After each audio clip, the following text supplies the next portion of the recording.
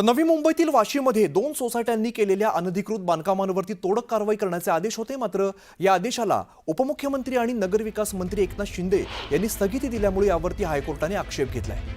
एकनाथ शिंदे यांनी कोणत्या अधिकारात स्थगिती दिली आहे असे ताशेरे कोर्टाने ओढलेले आहेत। तर आम्हाला अधिकाराचा स्रोत दाखवा की कुठल्या कायद्याच्या तरतुदीनुसार हा आदेश मंजूर झाला, उपमुख्यमंत्र्यांनी कोणत्या अधिकाराने दिली ही स्थगिती दिली असा सवाल कोर्टाने सरकारला केलेला आहे। तर स्वयंसेवी संस्था कॉन्शियस सिटीझन फोरमने एकनाथ शिंदेंनी दिलेल्या या इमारतीच्या पाडकाम स्थगिती विरोधात याचिका दाखल केलेली आणि आता या संदर्भात उत्तर सादर करण्याचे निर्देश कोर्टाने दिलेले आहेत। नवी मुंबईतील वाशी सेक्टर 9 मधील 14 मजली नैवेद्य आणि 7 मजली अल्बेला या इमारतींना महापालिकेने बेकायदेशीर ठरवत पाडण्याची नोटीस बजावलेली होती आणि असं असताना सुद्धा शिंदेंनी त्या कारवाईला स्थगिती दिलेली होती।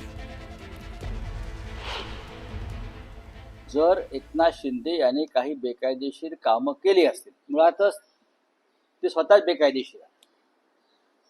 सध्याच्या सरकारमधलं त्यांचं अस्तित्व, त्यांचं मुख्यमंत्रीपद, त्यांचं उपमुख्यमंत्रीपद, त्यांचा पक्ष, त्यांचा चिन्ह हे त्यांच्याकडे बेकायदेशीरच आहे।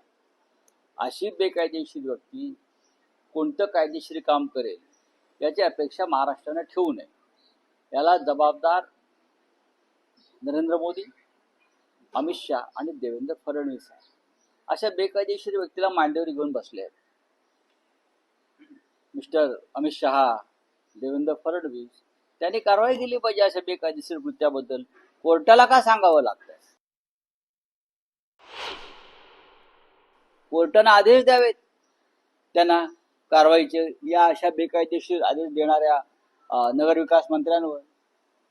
नगरविकास खातं हे पैसे खाण्याचं सगळ्यात मोठं पुरण झालेलं आहे।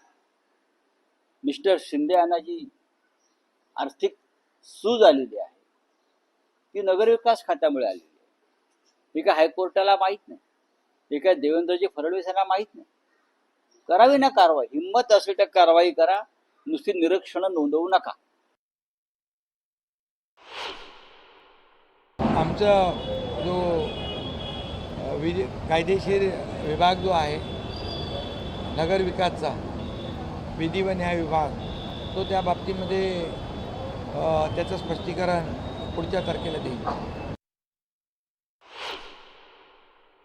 का थांबवलं काय नाही आम्ही विचारतो, कारण काय आहे, काही वेळेला गरीब लोक फसली जातात, ते बिचारे काय पाहत नाहीत काय नाही, आणि बिल्डर लोक कधी कधी फसवतात आणि ते गरीब कुटुंबातली लोक असतात ज्यांनी अगदी ओढाताण करून ते रूम घेतलेले असतात आणि मग अशा वेळेला त्यांच्यावरती संकट येतं, त्यावेळेला मग ते आमच्यासारख्याकडे येतात आणि आम्ही त्यांना थोडीशी आधार देतो की खरं काय करायचं काय नाही।